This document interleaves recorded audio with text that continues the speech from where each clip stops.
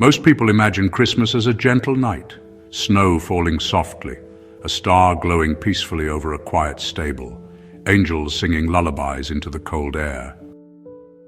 But Scripture tells a story so terrifying, so violent, so cosmic in scale, that if you understood what actually happened that night, you would never see Christmas the same way again. The birth of Christ was not calm, it was not quiet, it was not safe. According to the Bible, it was the moment the greatest war in the history of creation broke open. A war so fierce that heaven shook, angels descended, and the kingdom of darkness panicked. And if you only know the Christmas story from greeting cards and nativity scenes, you've never heard the real version. Revelation 12 shows that while Mary labored in Bethlehem, something else was happening in a realm we cannot see. A seven-headed dragon stood waiting, ready to kill the child the moment he entered the world. A legion of angels prepared for battle.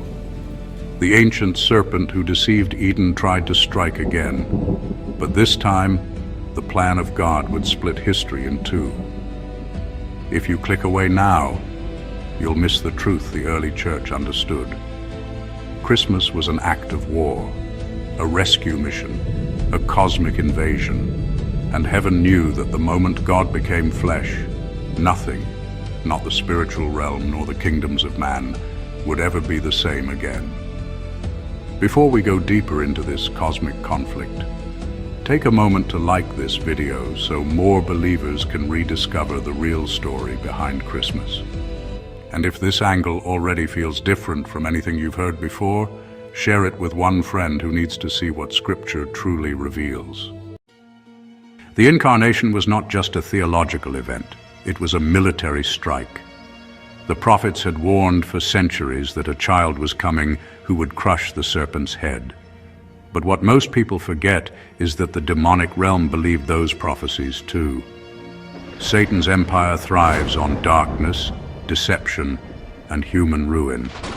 But the birth of the Messiah meant that a light was entering the world so bright that all of hell would be exposed. When Christ took on flesh, he invaded enemy-occupied territory. Bethlehem was not a peaceful cradle. It was a battlefield. The demons understood the implications before the shepherds did. For the first time in history, God himself walked into the physical world they thought they had claimed as their own. The spiritual forces behind pagan kings, empires, and false religions trembled. If God became man, then Satan's reign over the nations was threatened. His deception of humanity was threatened. His legal claims through sin were threatened. The demons had held humanity in slavery through fear of death, but the birth of Christ meant death itself would be conquered. This was the night the kingdom of darkness realized its doom had arrived. This is why Revelation 12 does not show a stable at all. It shows a dragon. The Bible gives the behind-the-scenes angle. Earth saw a baby. Heaven saw an invasion. Hell saw its downfall. Most Christians never realize this. Revelation 12 is the Bible's hidden Christmas chapter. It describes the Nativity story not from the earth but from the heavens. The woman in labor is Israel, the child is Christ, and the red dragon is Satan himself, who stands ready to devour the Messiah the moment he is born. While Mary and Joseph traveled under Roman taxation, while an innkeeper turned them away, while shepherds huddled around their flocks, an ancient enemy was positioning himself to strike. Revelation 12 reveals that Satan had already persuaded a third of the angels to join his rebellion. They stood with him, unseen, as the child was born. But they were not spectators, they were predators. They sought to stop God's plan before it began. Christmas cards show shepherds smiling under a star. Revelation shows the skies tearing open in war. Earth has always seen the shadows. Heaven sees the front lines. If you flatten Christmas into a nostalgic children's story, you miss the terrifying, magnificent truth. Behind the manger was a battlefield. Behind the star was a war signal. Behind the infant cry was a decree of judgment on every power of hell. This is the cosmic Christmas the early Christians preached, the one we were never meant to forget. Luke tells us that the shepherds saw a heavenly host praising God. But host does not mean choir.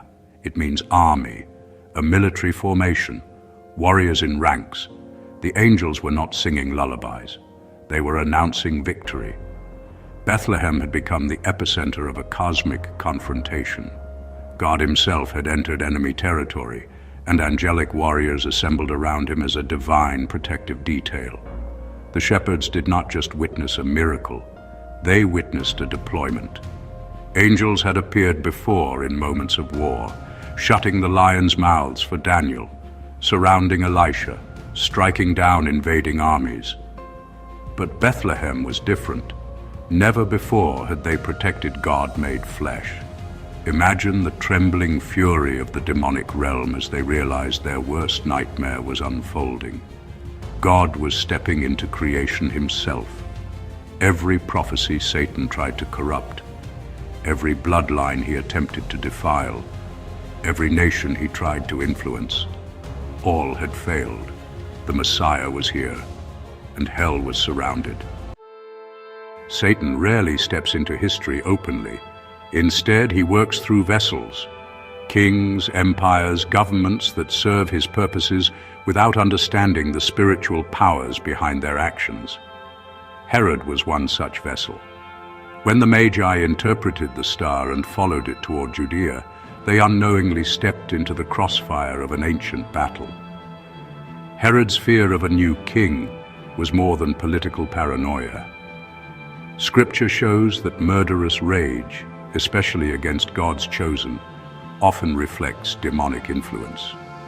When Herod ordered the slaughter of infants, it mirrored Pharaoh's slaughter in Exodus, the same destroyer spirit, the same war against God's promise. Herod's decree was a physical manifestation of the dragon's attempt to devour the child. But God intervened. He warned Joseph in a dream. He redirected the Magi. He shielded the Messiah from the enemy's reach. No earthly king, no imperial order, no demonic power could stop the plan set before the foundation of the world. The night Christ was born, every spiritual throne, every principality, every ruler of darkness understood one truth. The countdown to their defeat had begun. The incarnation was not symbolic, it was strategic. Jesus did not merely come to teach, heal, or confront religious hypocrisy. He came to destroy the works of the devil.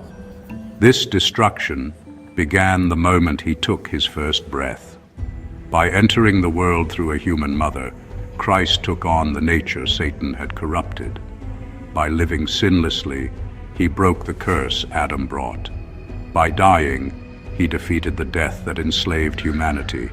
And by rising, he reclaimed authority over all creation. Christmas is the beginning of the end for every demonic kingdom. It is the first shot fired in the final war. When Satan tempted Christ in the wilderness, he was not trying to see if Jesus would sin. He was trying to stop the plan before it reached the cross. When demoniacs fell before him and cried out, "Have you come to torment us before the time?" As recorded in Matthew 8:29, they weren't asking a question. They were confessing a fear. They knew the arrival of Christ meant their reign was collapsing. Christmas is not cute. Christmas is conquest. The angels knew it. Satan knew it. The prophets knew it. Humanity forgot.